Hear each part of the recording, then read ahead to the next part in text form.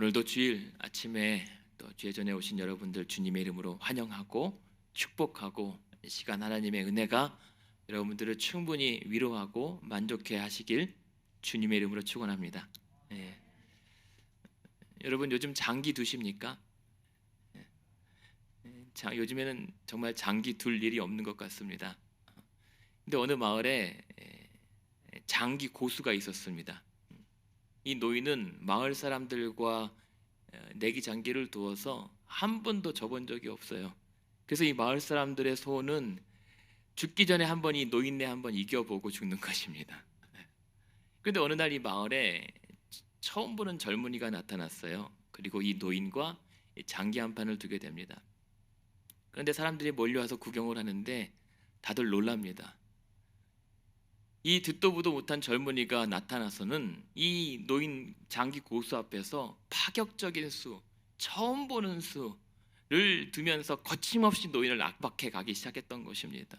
심지어는 자신들이 시합하면서 한 번쯤은 두고 싶었던 그 수를 주저하지 않고 거침없이 드는 것을 보고 사람들이 감탄합니다. 어떤 사람들은 경탄하고 열광하기 시작했고, 심지어는 어떤 사람은 눈가에 눈물까지 짓기도 했습니다. 그래서 내심 이 젊은이가 그 노인을 이겨주길 원했어요. 그 젊은이가 두는 수가 도대체 무엇을 의미하는지 의도하는지 정확히 알지 못해도 좋았습니다. 그냥 좋았어요. 그런데 이 장기 고수라고 자부했던 이 노인도 당황합니다. 이렇게 공격적이고 파격적인 수에 움찔합니다.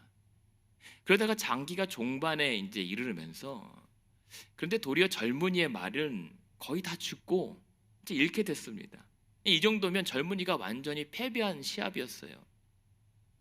그런데 사람들은 그 젊은이의 패배를 받아들이려고 하지 않았어요.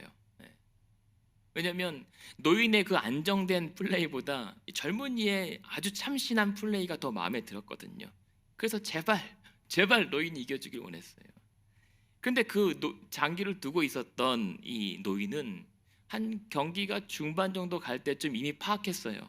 뭐냐면 이 젊은이가 장기를 제대로 배워보지 못한 하수에 불과했다는 것을 알았어요. 눈치를 챘습니다.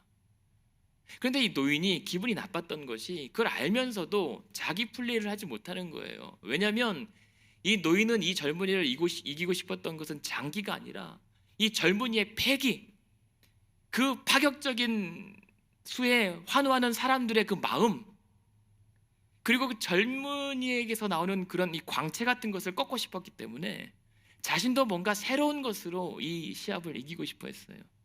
차라리 지고 싶었습니다. 그러다가.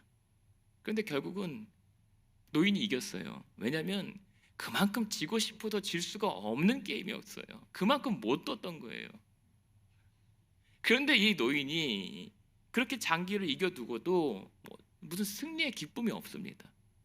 오히려 수치심만 남았어요. 젊은이는 아무런 일 없었다는 듯이 그냥 유유히 사라지고, 구경하던 구경꾼들도 입맛만 다시면서 사라졌는데요, 이 노인이 혼자 남아서 이렇게 생각합니다. 이럴 바에는 내가 이참에 장기를 그만두고 다른 취미를 찾아봐야겠다 하고 마음먹고 그냥 사라져요.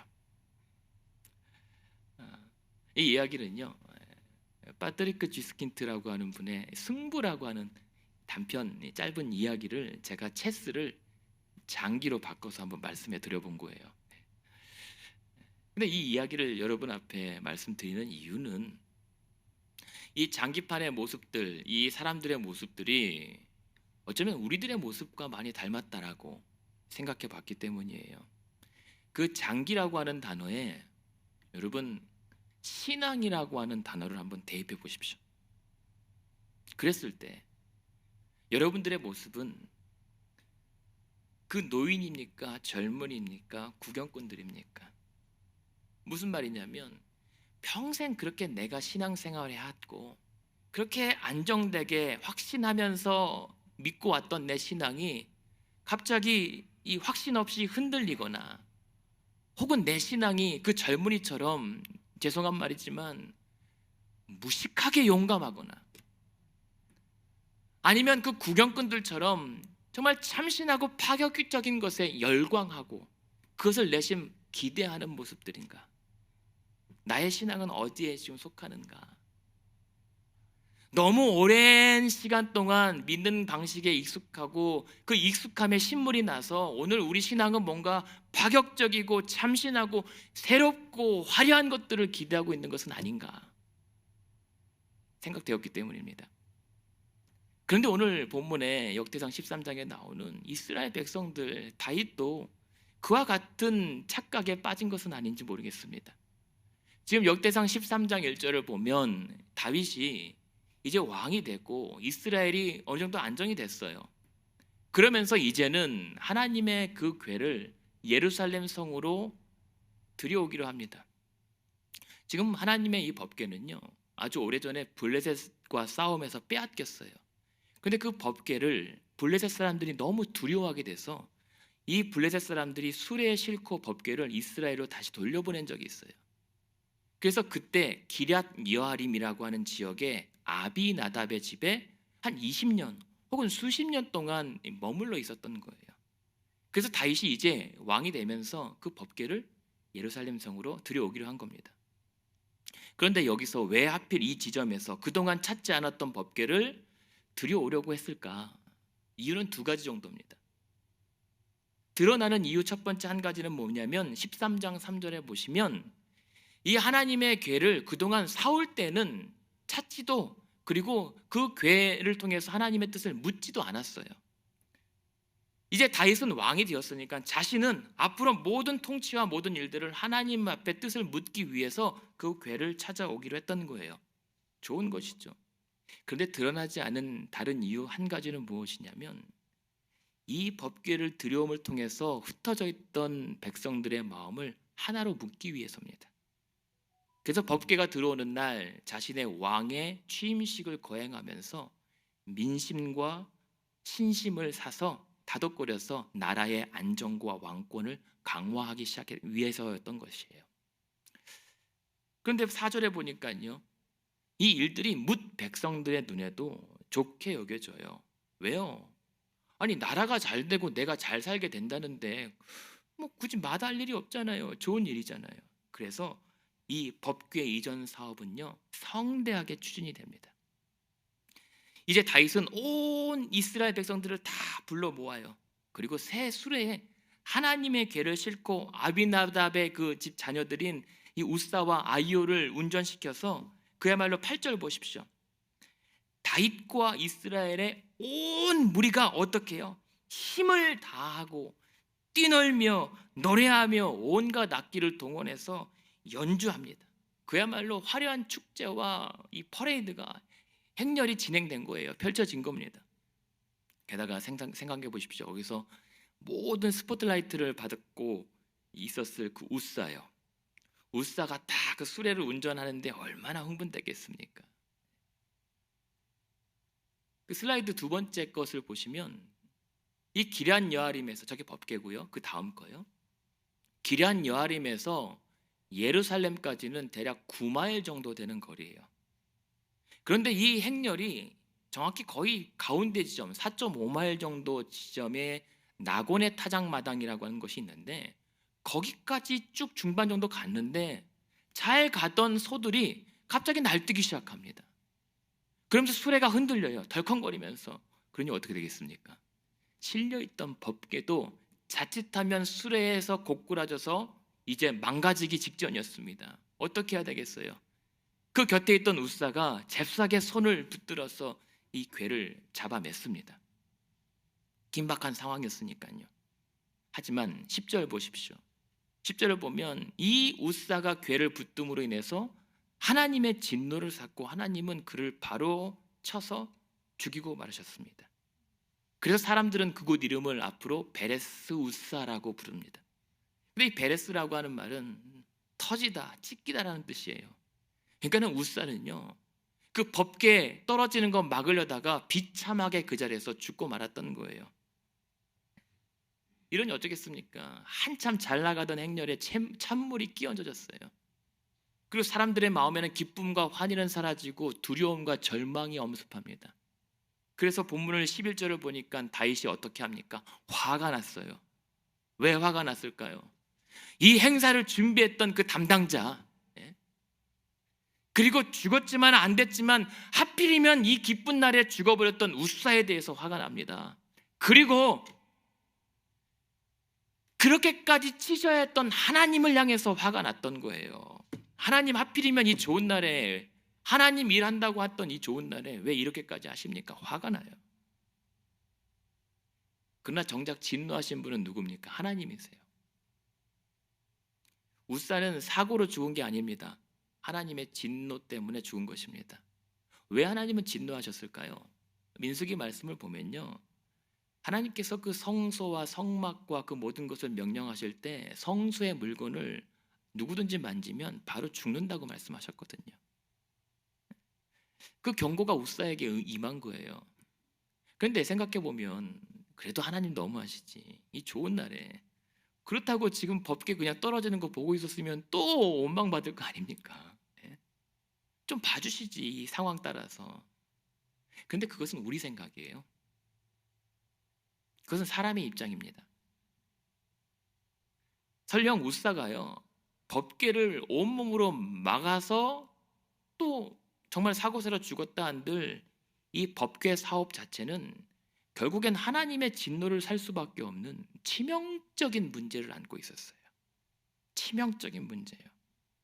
그것은 첫 번째, 이 법계 이전 사업 의도 자체가 순수하지 못했어요. 6절을 한번 보시면 사람들이 이 법계를 무엇을 상징하는 것이라고 알고 있었죠?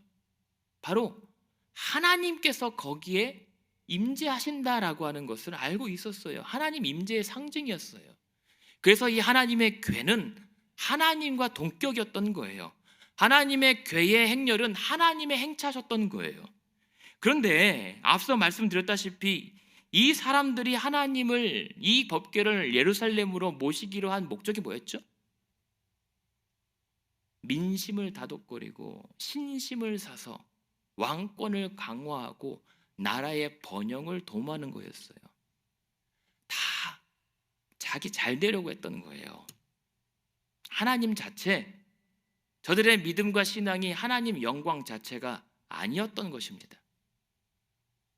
그래서 이 일이 사람들 눈에 보기에는 좋았을지 몰라도 하나님 보시기에는 그것은 하나님의 일이 아니라 말 그대로 법궤 이전 사업에 불과했던 겁니다. 사업입니다. 두 번째, 많이 양보해서 이 하나님의 궤를 들여오는 것이 좋았다, 좋은 일이라 치더라도 그것은요, 역시 사람들 눈에 보기 좋은 방식이 아니라 하나님께서 정하신 방식대로 이 하나님의 궤를 들여와야 했어요. 하나님께서 정하신 방식이 무엇입니까? 그러면 역시 민수기 4장을 보시면 이 하나님의 궤는요, 아무나 매서는 안 됩니다. 레위 지파 중에서 고핫 자손들만 운반할 수가 있어요. 그것도 수레에 실어서가 아니라 어떻게 해요? 어깨에 메고 가야 했습니다. 그런데 게다가 그럼에도 불구하고 이 하나님의 궤를 수레에 싣고 가는 방식이 어떤 방식입니까? 서두에 기억나십니까? 블레셋 사람들이 그 법궤 빼앗아 갔다가 그 하나님의 진노를 사니까 그 신의 진노를 다스리기 위해서 어떻게 합니까? 크고 화려한 수레에 실어갖고 돌려보내는 방식이었어요. 이방인들이 신들의 진노를 달래기 위해서 했던 방식으로 하나님의 궤를 모시고 있었던 것입니다. 그러고 보니 그때 당시에도요, 이 스스로 돌아온 그 하나님의 궤를 보고 벳세메스 사람들이 너무 기뻐서 흥분한 나머지 그 법궤 안을 들여다보다가 70명이 죽어요. 그때도. 그런데 이 모습들이 행여 우리 모습이 아닌지는 돌아봐야 합니다. 사업으로서의 하나님의 일, 하나님의 정하신 도를 넘어선 흥분, 게다가 세상과 다를 바 없는 종교심 말입니다.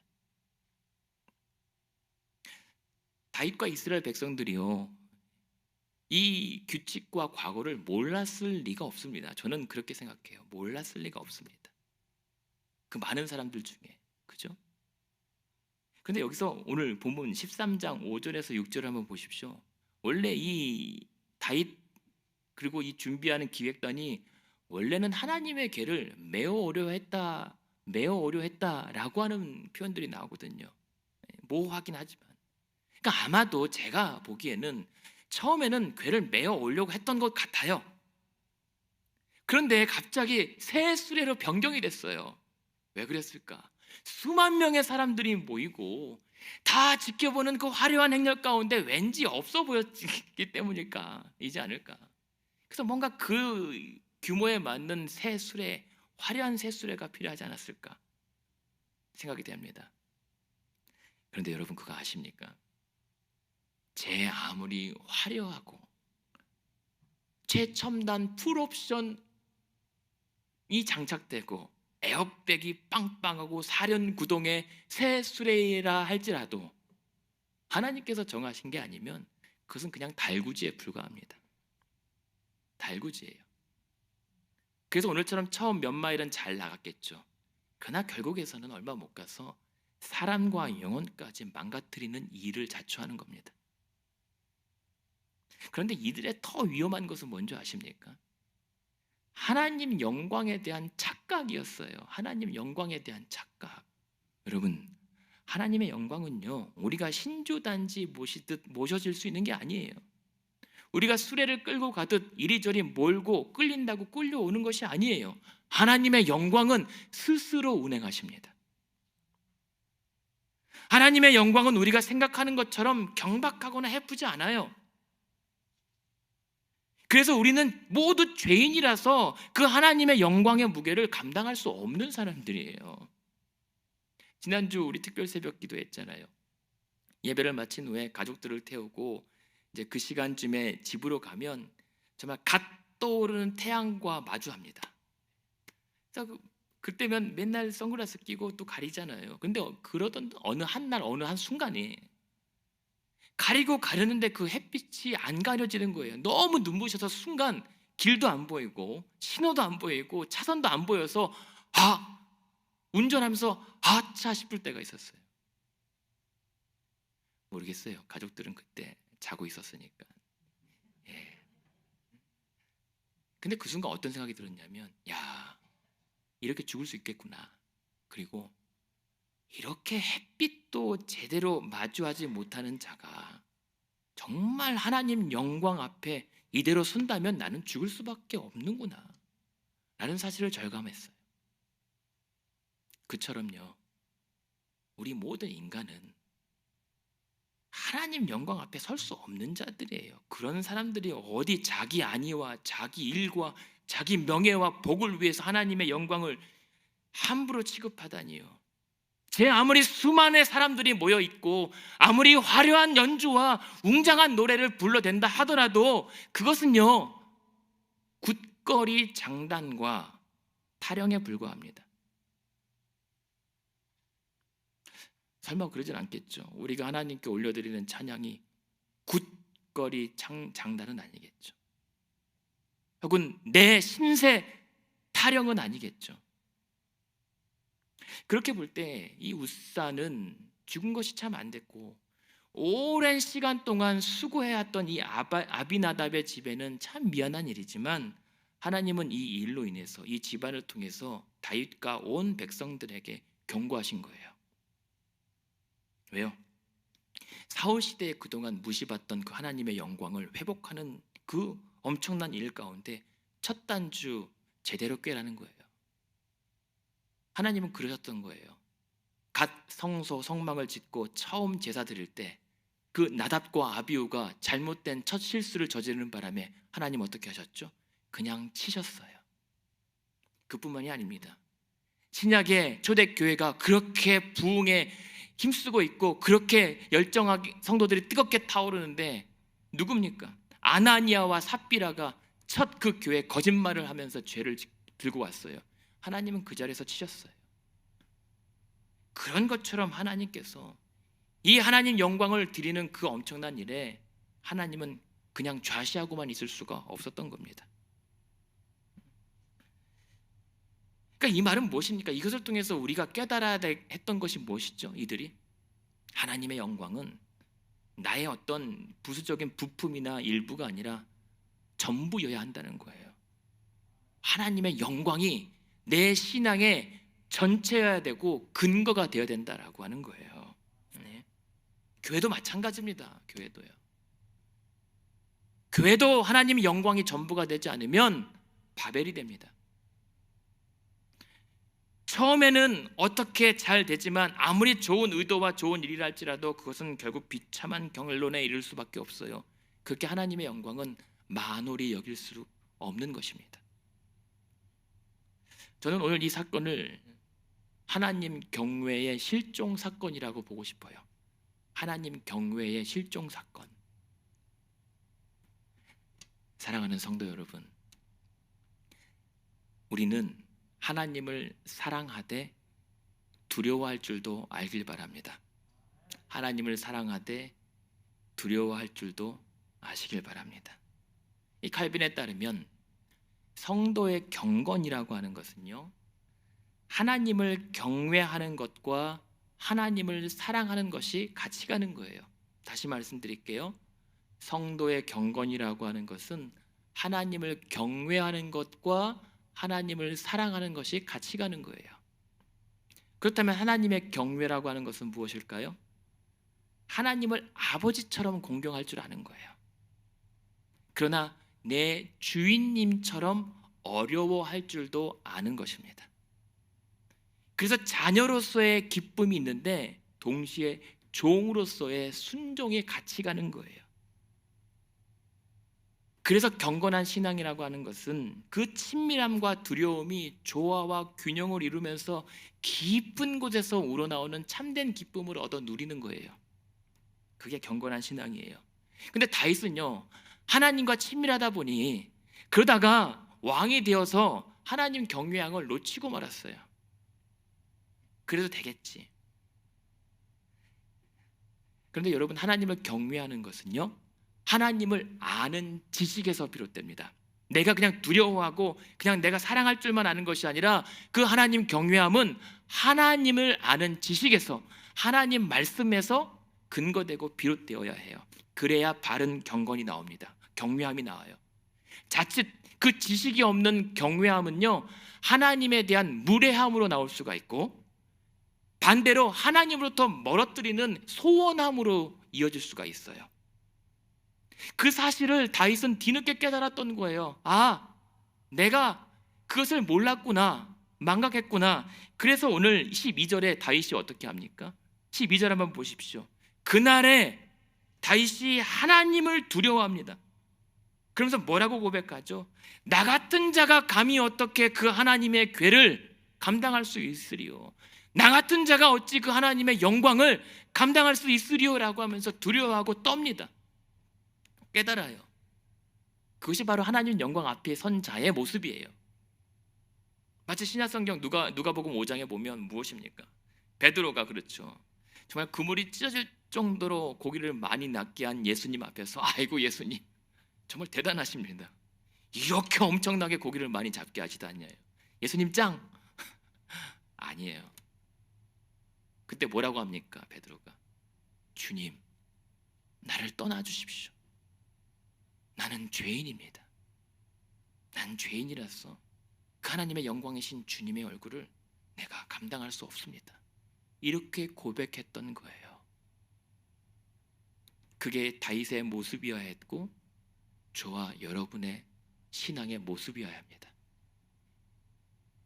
그 때문에 그 실존의 한계를 느낀 이 다윗이 모든 행사를 멈춰요. 여러분, 얼마나 폼 안 납니까? 그렇게 수만 명의 사람들을 불러놓고 이제 갓 이스라엘 왕이 되었다고 이제 권위를 세워도 모자랄 판에 아니다, 그만둬라, 멈춰라, 내가 잘못했다라고 인정하는 게 얼마나 부끄러운 일이에요. 그러나 여러분, 하나님 뜻이 아닌 것을 깨달았을 때 멈출 줄 알아야 합니다. 그것은 창피한 것이 아닙니다. 그것은 체면의 일이 아니라 하나님 앞에 바로 서는 일입니다. 그리고 다윗은 이제 다시 하나님의 때를 기다리기로 해요. 그리고 오벳 에돔의 집에 그 법궤를 또 모셔놓습니다. 그리고 기다려요, 하나님의 때를. 그런데 14절 보십시오. 14절에 보니까 그렇게 기다림의 시간 동안 어떤 일이 일어납니까? 14절 같이 읽어볼게요. 시작. 하나님의 궤가 오벳 에돔의 집에서 그의 가족과 함께 석 달을 있으니라. 여호와께서 오벳 에돔의 집과 그의 모든 소유에 복을 내리셨더라. 아멘. 이 기다림의 석 달 동안 그 왕으로서의 체면, 지위, 권위 상관없이 하나님의 뜻만 기다리는 거예요. 그런데 마침 좋은 소식이, 그 기다리는 과정 가운데 법궤가 있는 오벳 에돔의 집과 모든 소유와 그 후손들에게까지 하나님께서 복을 주셨다는 소식을 듣고, 아, 이제 하나님의 때가 이르렀구나 하고 다시 행사를 준비합니다. 15장 1절이요. 그래서 다윗이 뭘 준비합니까? 저는 15장 1절 보면서 이해가 되지 않는 장면이 한 가지 있거든요. 한번 보십시오. 다윗이 하나님의 궤를 둘 곳을 마련하고 그것을 위하여 장막을 쳤다고 그래요. 하나님의 궤가 들어오면 모셔둘 곳을 준비했는데, 그러면 그전에는 안 했다는 건가요? 만약에 이 말이 맞다면 그 전에는 하나님의 궤를 모셔둘 곳도 준비해놓지 않은 상태에서 그냥 들여오려고 했던 거예요. 모르긴 몰라도. 근데 이제는 정신을 차리고 보니 내가 그 하나님의 궤를 들여놓을 그 장소까지 준비하고, 그리고 쭉 2절부터 12절까지 보면 예전에는 뭐 화려하고 요란한 그 연주와 노래와 밴드를 준비했다면, 이제는 거룩하고 정결한 레위 지파들을 통해서 질서 있고 경건하되 기쁨과 열정의 찬양대를 준비합니다. 그리고 13절에 보면 다윗이 어떻게 하죠? 전에는 너희가 그 궤를 매지 아니하였지만 이제는 그 하나님 정하신 규례대로 우리가 그 궤를 메어 그의 뜻에 합당하게 구하며 옮기도록 합니다. 그리고 한 걸음 내딜 때마다요, 26절에 보시면 그 하나님의 영광이 내딛는 자리마다 최선을 다해서 합당한 예를 표합니다. 그것이 경외함을 회복한 자의 모습과 예배예요. 그런데 그것이 그냥 어떤 모습으로 이어집니까? 다윗에게 어떠한 변화가 일어났죠? 29절입니다. 29절에 보면 여호와의 언약궤가 다윗성으로 들어올 때에 사울의 딸 미갈이 창으로 내려보다가 다윗 왕이 춤추며 뛰노는 것을 보았다라고 해요. 사무엘하 6장에 보면 옷이 벗겨질 정도로 추워요. 여러분, 하나님을 경외함이 회복이 되면 그냥 사람이 축 처지는 게 아니에요. 단순한 흥분이 아니라 정말 그 하나님 앞에서 옷이 벗겨질 정도로 뛰놀며 춤출 수 있는 기쁨이 우리에게 찾아옵니다. 이전에는요, 다윗이 왜 그랬죠? 자기 왕이 취임식을 준비했던 거예요. 그런데 이제는요, 뭐가 바뀝니까?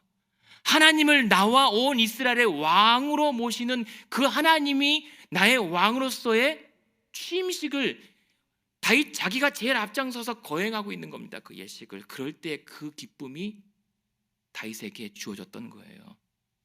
그것이 하나님의 경외함과 사랑함을 극복한 경건한 성도의 모습입니다. 비록요, 그 모습이 이 사울의 딸 미갈이 보기에는, 혹은 어떤 사람이 보기에는 참 창피하다, 참 부끄럽고 촌스럽게 보여질지라도 다윗이 어떻게 고백합니까? 사무엘 하에서 네가 그렇게 얘기해도, 너희들이 그렇게 봐도 나는 여호와 앞에서 나는 춤추며 뛰놀겠다. 나는 하나님 앞에서 제대로 폼나게 하나님을 기뻐하겠다라고 고백하면서 기쁜 노래하거든요. 그게 저와 여러분의 모습이기를 원합니다. 이와 같은 기쁨이 회복되는 것이 여러분의 신앙 가운데 있기를 원합니다. 여러분, 레트로 감성 있잖아요. 아니, 요즘엔 레트로 감성이라고 해야 된다. 레트로 감성이요. 현대 요즘 기준에서 보면 참 촌스러운 패션들, 예? 근데 그렇게 촌스럽게 입고 다니면서 폼나게 입고 있습니다. 왜 그럴까요? 그게 멋이라고 확신하니까, 그게 멋지다고 믿으니까. 요즘 젊은이들은 그것을 뭐라고 표현합니까? 스웨그라고 합니다. 스웨그. 이렇게. 그런데 여러분, 우리 신앙에도 이런 레트로 감성, 레트로 신앙이 필요해요. 복음을 말로만이 아니라 능력과 성령과 큰 확신 가운데 믿고 사는 거예요. 그게 우리 신앙입니다. 그게 촌스럽다고 사람들이 할지라도 말입니다. 그게 뭡니까? 어려울 때, 누군가 어려울 때 내가 가서 할 수 있는 건 없지만 내가 기도해주고 말씀으로 권면하고 일으켜 주는 거예요. 그게 별거 아닌 것 같지만 그게 제대로 폼나는 거예요. 바깥 야외에서 식사할 때 식당에서 부끄러운데 그래도 기도하고 밥 먹는 거예요. 아무것도 아닌 것 같죠? 그러나 그게 폼나는 거예요. 유별난 거 아니에요. 어딘가 같이 사람들과 함께 차를 타고 출발할 때, 자, 우리 같이 기도하고 출발할까요? 바쁜데 왜 그러냐고. 그게 폼나는 거거든요.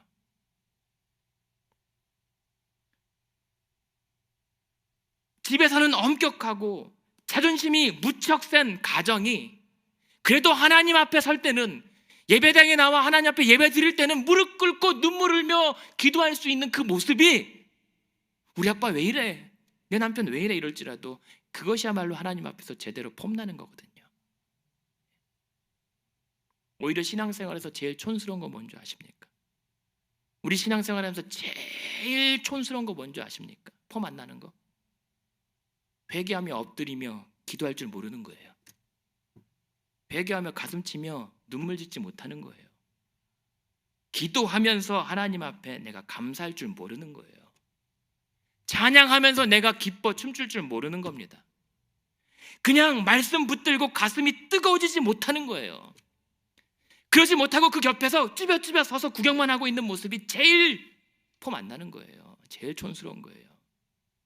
오늘 우리 기독교와 교회들에게 필요한 사람들은 지적 지도자가 아니라 영적 지도자들입니다.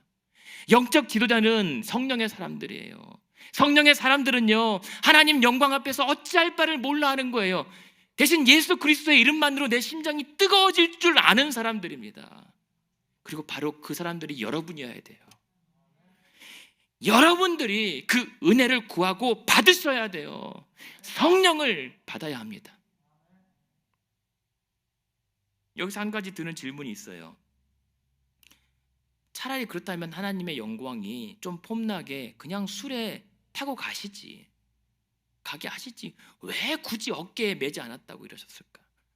왜 우리에게 번거롭게 어깨에 매도록 하셨을까? 근데 이 법궤 안에 뭐가 들어있죠? 법궤 안에요, 모세의 십계명 돌판과 만나를 담은 금 항아리와 아론의 쌍난 지팡이죠.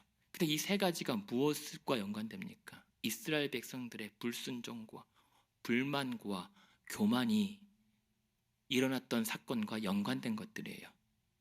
근데 그 법궤를 무엇으로 덮어놓습니까? 세 번째 사진 보여주시겠습니까? 그 법궤 사진요. 예. 저 위에 뚜껑으로 덮어요. 근데 그게 저 위에 덮은 것을 속죄소라고 합니다. 그리고 하나님은 출애굽기 20장에서 내가 저 그룹 사이에 임하여 내가 너와 만날 것이고 너희에게 이를 말을 이루겠다라고 하셨어요. 저 속죄소는 무엇입니까? 하나님의 임재의 장소였고 거룩한 처소였고 이스라엘 백성들의 죄를 사하여 주시는 죄사함의 장소였어요. 그래서 속죄소예요. 그 하나님의 임재와 만남이 있었기 때문에 대제사장도 1년에 겨우 딱 한 번 지성소에 들어가서 저 법궤 위에, 속죄소 위에 피를 뿌려야만 겨우 죄사함을 받을 수 있었던 장소였던 거예요. 그렇게 거룩한 처소였는데 사람들은요, 그냥 이것만 가지고 가면 내가 전쟁에서 승리할 수 있다고, 내가 이것만 지니고 있으면 내 일 대박 터진다라고 요상한 괴짝 취급했던 겁니다. 하나님의 영광을. 이것은 죄로 인한 우리의 죽음을 막고 죄사함을 통하여 생명 주시는 그 구원과 능력의 상징이에요. 그래서 저는 하나님께서는 그래서 이 수레가 아니라 이 거룩하고 정결한 자들의 어깨에 매어서 그 하나님의 영광을 직접 짊어지며 체험하며 가게 하셨구나라고 저는 믿습니다. 근데 이 속죄소가요, 신약 성경으로 넘어가면서 의미가 확장이 돼요. 나중에 로마서 9장 25절을 찾아보시면 하나님께서 이 예수 그리스도를 그의 피로써 말미암는 화목 제물로 삼으셨다고 얘기해요. 근데 여기서 화목 제물이라고 하는 헬라스테리온이라고 하는 헬라어가 속죄소라고 하는 뜻을 가져요. 그래서 실제로 히브리서에서는 이 같은 단어를 속죄소라고 표현합니다. 무슨 말입니까? 이제 우리 죄를 사하여 주시는 저 속죄소는 예수 그리스도가 되어주셨다는 거예요. 우리의 죄를 사하시는 것은 예수 그리스도이십니다. 그리고 그 죄사함이 어디에서 일어났죠? 바로 십자가에서 나를 대신하여 피 흘려 주심으로 말미암아 죄사함이 일어났고 구원받게 된 것입니다. 그렇다면 저와 오늘 여러분이 오늘 어깨에 짊어져야 할 이 언약궤, 아니 이 속죄소는 바로 예수 그리스도의 십자가입니다. 그 십자가는 내 고급 승용차에 그냥 담아놓고 매달고 다닐 소품이 아니라 우리 삶의 어깨에, 우리 영혼에 새기고 우리 믿음의 어깨에 짊어지고 날마다 가야 할 우리 삶의, 우리 신앙의 전부입니다. 우리 신앙의 목표예요. 목적입니다. 그래서 그 하나님의 영광이요, 그 구원의 능력인 십자가를 짊어질 때마다 우리는 우쭐댐 혹은 자랑이나 흥분과 광란이 아니라 내가 어떻게 이 십자가를, 내가 어찌 주의 그 대속의 피를 내가 감당할 수 있겠느냐 하면서 부끄럽고 죄송하지만 그러나 감사하고 감격하며 겸손한 마음으로 그러나 열정적으로 메고 가는 거예요. 부활주일에만 반짝 십자가를 보는 게 아닙니다. 고난주간에만 반짝 십자가를 묵상하는 게 아니에요. 요즘 화제가 되고 있는 영화 미나리가 있잖아요. 미나리 좋아하십니까? 제가 안 보신 분들 위해서 김 빠지게 영화 스토리 다 말씀드릴 수는 없고요. 그 가운데 폴이라고 하는 인물이 등장해요. 폴, 백인 남자인데 참 기억에 남습니다. 근데 이 폴은 이 오순절 계통의 그 은사주의 신앙을 가진 사람이에요. 조금 올드 스타일입니다. 오해는 하지 마십시오. 제가 무슨 지금 이 상황에서 교단과 교파를 구분해서 비교하자는 거 아니에요. 그냥 그랬다는 거예요. 근데 이분은 정말 열정적인 신앙을 가져요. 기도합니다. 진지하게 기도하고 정말 열정적으로 신앙생활 하는 것 같아요. 그런데요, 기도했는데 수맥을 찾지도 못해요. 그렇게 진지하게 기도하는데 귀신을 쫓아내지도 못합니다. 그렇게 열심히 기도하는데 병을 낫지도 못하게 해요. 그래서 좀 우스꽝스럽습니다. 그 모습이. 그래서 사람들도 괴짜라고 여겨요. 심지어 다른 교회 이 기독교인들도 참 이상한 사람이라고, 교회 다니는 애들도 그 사람 비웃습니다. 근데 한 가지 확실한 건 무엇이냐면 이 사람은 이민 온 이 가정들을 정말 순수한 신앙으로 전심을 다해서 도와줘요. 막 위에서 기도해줘요. 내가 기도해줄까? 그 사람 입장은 막 생각도 안 하고요. 물론 무리하진 않아요. 순수하게 전심으로요. 근데 실제로 이 영화를 만든 정이삭 감독님이 자신의 가정에 갓 이민 왔을 때 정말 그와 같은 분이 그렇게 돕고 사랑해주고 기도해 주었던 그 기억을 영화에 반영시킨 인물이 폴입니다. 실제 있었던 캐릭터예요. 그런데 여기서 제가 나누고 싶은 장면은 뭐냐면 이 폴이라고 하는 사람이 주일마다 커다란 십자가를 짊어지고 그냥 터벅터벅 길을 가는 거예요. 저는 보면서 또 저 한심한 또 십자가 퍼포먼스 하는구나라고 있었는데 제가 순간 당황했습니다. 왜냐하면 그 폴에게 묻습니다. 지금 뭐 하는 거예요? 땀을 뻘뻘 흘리는데 진지한 표정으로 웃으면서 이것이 나의 교회입니다. 이게 나의 교회입니다. 라고 하는데 제가 정신이 번쩍 들더라고요. 왜요? 그러고 보니까 땀을 뻘뻘 흘리지만 진지하나 기쁨과 확신에 찬 이것이 나의 교회입니다 라고 말하는 그 표정에서 제 자신을 돌아보게 되더라고요. 번듯한 예배당에 그래도 이 정도면 말쑥하지 않습니까? 말쑥한 양복을 입고 딱 서 있는 내 자신. 그러나 십자가 없이 멀뚱하게 서 있는 것보다 차라리 이 폴의 교회가 더 진짜 교회에 가깝지 않은가. 여러분, 여러분의 교회는 어떻습니까? 여러분의 신앙은 어떻습니까? 십자가 없이 그냥 힘없이 앉아있는 것은 아닌가요?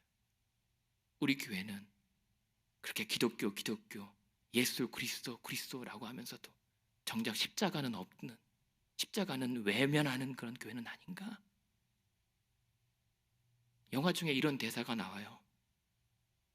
그 이사 온 가정의 아내가 기독교인인데 교회가 없어서 외국인 교회 가는데 또 적응이 쉽지 않아요. 그래서 같이 일하는 사람에게 물어요. 아니, 내가 이 아칸소 시골 마을에 이사 왔더니 생각보다 한인들이 많더라고요. 그러면 우리도 이참에 여기 한인교회 세워지면 너무 좋겠다고. 그럼 너무 좋잖아요 말을 하는데 먼저 이사 온 다른 분이 이렇게 얘기해요. 피식 웃으면서. 여기 이사 온 사람들 다 도시에서 한인교회에 관계 끊고 안 보려고 여기 시골로 이사 온 거라고.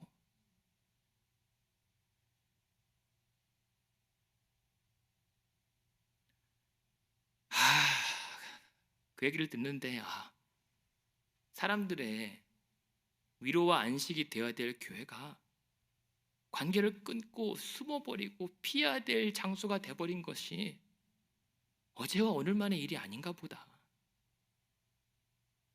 이 일을 어쩌면 좋나. 그 원인이 어디 있을까 생각하게 됩니다. 근데 그 원인 생각난 한 가지가 뭔지 아십니까? 우리가 복음의 날 것을 잃어버렸던 건 아닌가. 복음의 날 것을 우리가 잃어버린 건 아닌가. 교회가 잠시 위로와 편의를 줄 수는 있었지만 교회를 찾는 자의 기대와 교회가 줄 수 있는 것의 충족이 딱 그만큼이었기 때문에 더 이상 적절하게 믿다가 그 선을 넘어가면 도리어 상처 입고 숨어버리고 관계를 끊어버리고 싶은 것이 교회와 성도가 된 것은 아닐까. 그냥 구닥다리 캐캐 묵다는 소리 때문에 말씀과 기도와 예배라는 중심을 다 놓쳐버리고 그냥 순수하지 못한 그 하나님의 일이 아닌 사업으로서의 교회 일들, 그리고 복음이 아니라 그 주변적인 요소에 치중해버리고 시대 변화와 유행에 맞추다 보니까 부활을 부활이라고 말하지 못하고 복음을 있는 그대로 복음을 전하지 못하며 빙빙 사변과 개변을 섞어 꾸이다 보니까 그 안에 화려하고 요란하긴 한데 하나님의 영광은 없고 그 예수 그리스도의 생명이 없어진 것은 그것 때문이 아닐까. 그것 때문이 아닐까. 저 먼저 회개합니다. 그런 일에 앞장섰고 그런 일에 동조하고 거기에 장단 맞춘 저 먼저 회개합니다. 오늘 혹시 그런 신앙생활의 공허함을 느끼신 분 계십니까? 참 부질없다라고 여기시는 분 계십니까? 교회 별거 없다. 평생 믿었지만 교회 별거 없다. 가도 소용없다.